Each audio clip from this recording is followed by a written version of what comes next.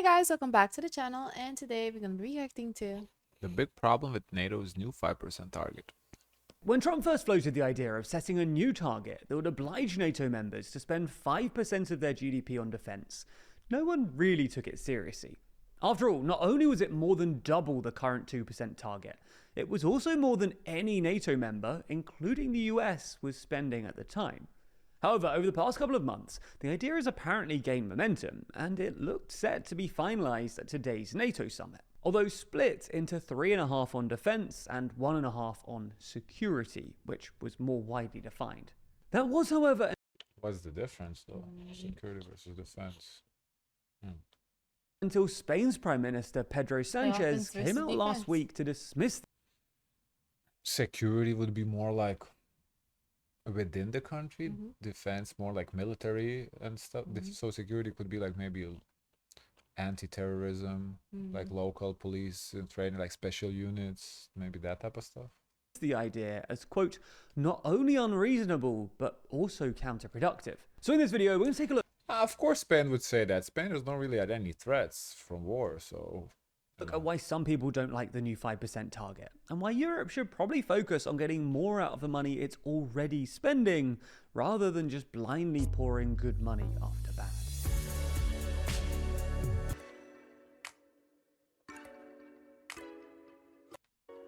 Never miss an episode and always feel in the loop by subscribing and ringing the bell. So let's get straight into it. The most obvious reason that at least some NATO members don't like this new target is that it's not obvious that they can afford it. Many NATO members are already running pretty large deficits, with countries like France and Poland running record deficits of about 6% of GDP, which means, assuming that the EU doesn't decide to issue trillions more in joint borrowing, these countries will need to cut spending or raise taxes in order to be able to increase their defence spending. Whether that's a good idea or not, recent events suggest that European electorates aren't so keen on it. Sanchez basically said that he wouldn't cut welfare spending to pay for defence, while France has been trying and failing to pass a budget for the best part of a year, because no one wants tax hikes or spending cuts. Nonetheless, defence hawks would argue that electorates should suck it up, and that deterring and defeating Russia should be Europe's priority. I mean, I get Spain's perspective and maybe the French people why they don't want to vote, because the wars, they're not at risk of any. Spain, France, they're protected through the other parts of Europe. Nobody's gonna attack them. I get it, but thinking of the Eastern Europe, the Polands, obviously the Baltics, I don't know, Greece probably would also with Turkey they never know, they're probably in a different spot. So I don't know. But this overlooks the fundamental problem with European defence spending, namely that European governments get terrible bang for their buck. As numerous commentators have recently pointed out, collectively the EU already spends quite a lot on defence. In 2024, for instance, EU member states collectively spent 326 billion euros on defence, roughly 1.9% of the EU's overall GDP of about 17 trillion euros, and way more than Russia, which spent about 112 billion euros, according to CEPA analysis. European armies already have some 1.5 million active duty troops, more than not only Russia, but also the United States. Nor does this represent just some post-Ukraine spike. In fact, according to calculations by historian Adam Tooze, European NATO members have collectively spent $3.1 trillion on defence over the past decade, and $9 trillion since the fall of the Soviet Union. This is at least 10 times what Russia has spent in the same time period. And if you just looked at the numbers, you would assume that even without America, NATO would have no problem dealing with Russia. And yet, apparently that's not the case. The NATO Secretary General is currently... So what's going on with this money? Somebody's washing the money or what? doing the rounds, warning European militaries that they aren't ready to face Russia. And Russia's military industrial output is now higher than Europe's, according to a recent RUSI report. So why do European militaries spend so much, but get so little? Well, when you dig into the data, two big reasons emerge. The first is that European countries spend more of their defence budgets on soldiers' salaries and pensions, and less on what we might consider investments, i.e. weapon systems and other hardware. You can sort of see this if you compare procurement spending across Western militaries. European countries spend far less on procurement per soldier than the US, which implies that European countries are spending more on just paying the soldiers to be there, and less on buying them new fancy kit. What does procurement mean? Do you know? procurement is a process to where you secure goods products, services, or where you like put a bid out for like contracts, so who's gonna be assigned to do what. So it's like a procurement So in this process. case, what would that mean? So the process and how they attain these soldiers, like the draft process, who where they draft them, where they train, the what is the necessary, like pretty much the standard for their team. So do you want it to be higher or lower? For procurement, you want it I feel like you would want it to be higher because then it's more desirable, no? But No, that's not. procurement or spending, it was spending actually maybe I think lower you would want lower. because Yeah. they would be spending That's per what I'm. soldier. Yeah. So So the cost for to maintain and have a soldier, right. That's what I'm thinking as well. to So feed them, to house them, their yeah. clothing. So that's what I'm thinking too. So that means America's kind of wasteful here. I'm confused.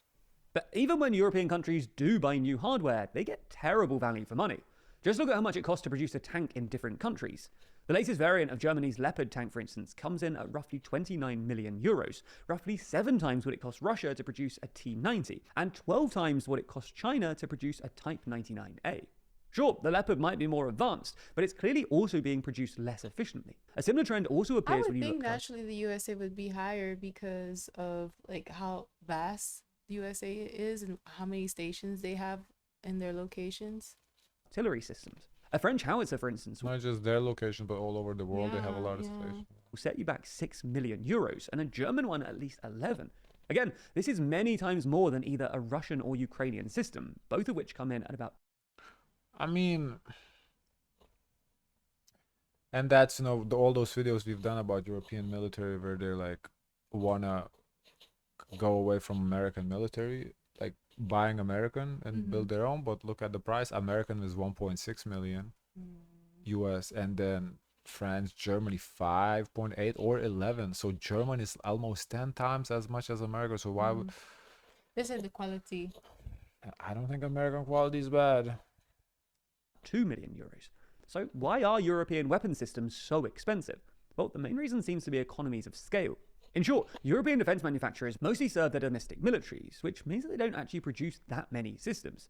Unsurprisingly, the data suggests that the more systems you produce, the cheaper they get, which is why American, Chinese, and Russian systems tend to be cheaper than their European equivalents. The implication of this is that if European governments want to get better bang for their buck, they need a less fragmented defense industry that spans the continent. Although, of course, unifying Europe Or just buy American, but they don't want to buy American because of Yeah. So it's They want to keep the money within Europe. yeah. Europe's defense industry But buying American would appease Trump, though. His whole he wants to get more exports out of America. He would be happy. will require European And happy Trump, not only the exports, but then also he would commit to NATO more. politicians to give up on their dreams of self-sufficiency and might not be welcomed by big European arms companies who have so far had an easy ride in producing overpriced kit for their domestic militaries. Nonetheless, if Europe wants to take its security seriously, this is sort of necessary. Not only would it mean better value for money, it would also make it easier for European militaries to cooperate.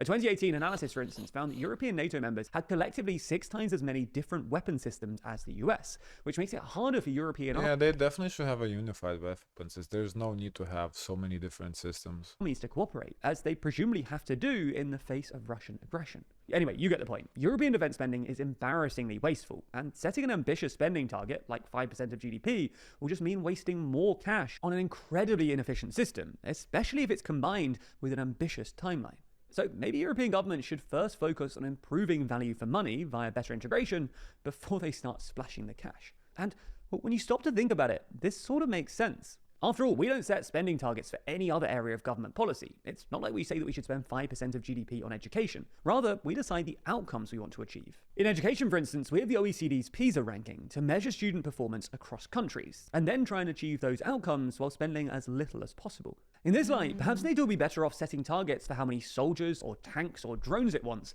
and then finding the most cash-efficient way to get there. Because judging militaries solely by how much they spend is probably one of the reasons that military expenditure has become so wasteful over time.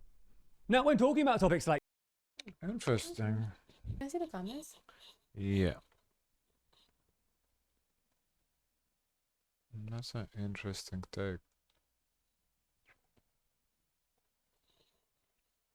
The irony is, if Europe does get its act together and fix their procurement problems, it would be bad news for Americans who depend on selling to allies for economy of scale and will also Mm. face tougher competition on export market. Mm. Yeah, something should be clear. Europe cannot just spend 5% on defense and then pour money into US military equipment. We should buy European weapons. The increased military spending should also benefit Europeans with more job and opportunity. Yeah. I get it. I get they want to Mm. keep money in Europe. I understand that. Mm. If they can somehow accomplish that, Agree. then I get it. But if they can come up, with cheaper European equipment, then maybe buying from America is, if it like significantly cheaper, it's not that Uh, bad. I don't know. Maybe it's the mindset that okay, yeah, they're our neighbors, but they don't want to help their neighbors to thrive, so it's better to just to give it to outside. Then give it to America. Yeah, that's America. Hmm. Yeah, because I don't know. I mean, I know they're not on good terms right now with Trump, but Trump is temporary. It's not forever. I don't know. Guys, of course, let us know your thoughts. Don't forget to like, comment, and subscribe. Join the Discord, and as always, always, always, share as much kindness as possible.